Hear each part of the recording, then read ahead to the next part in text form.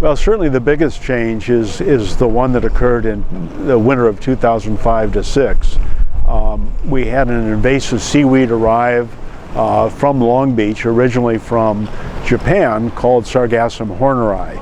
And this invasive weed is just incredible in terms of how it dominates our waters now.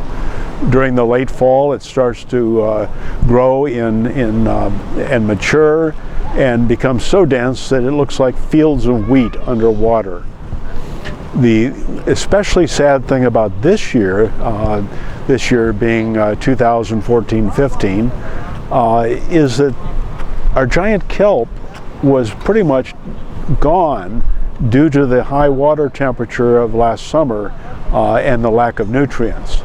Couple that with the appearance of Hurricane Marie's surge, and much of the kelp in our waters was torn out.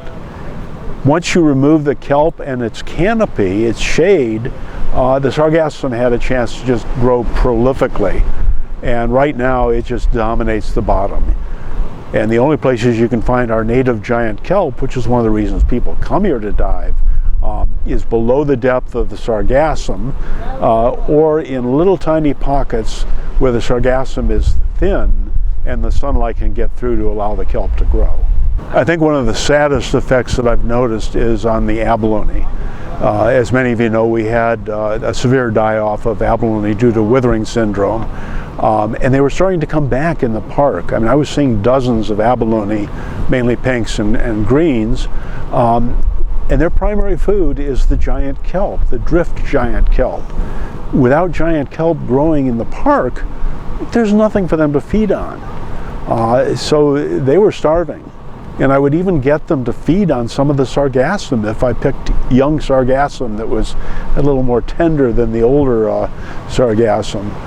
But that's probably the worst effect I've seen, is the impact on the abalone that were recovering and are now starving. I don't want to lay into Fish and Wildlife. They've got a lot of problems and they've done a lot of good for California waters.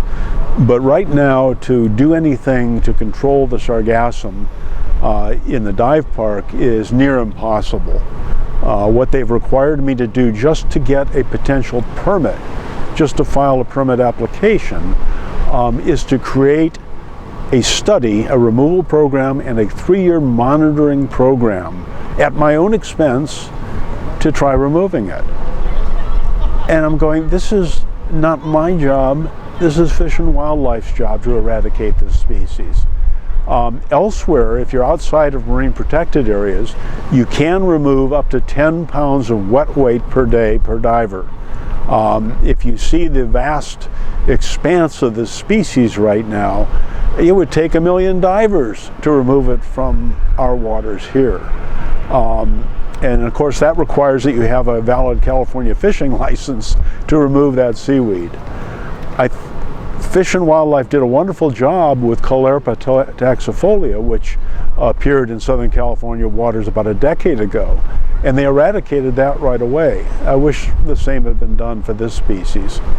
I think the problem is that it may be too late already. The one thing we can try to do is control it, at least in the marine protected areas.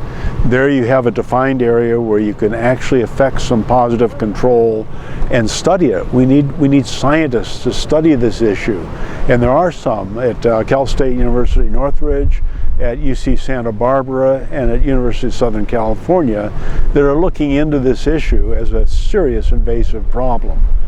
We control weeds on land. We really need to control weeds underwater. Why should people care?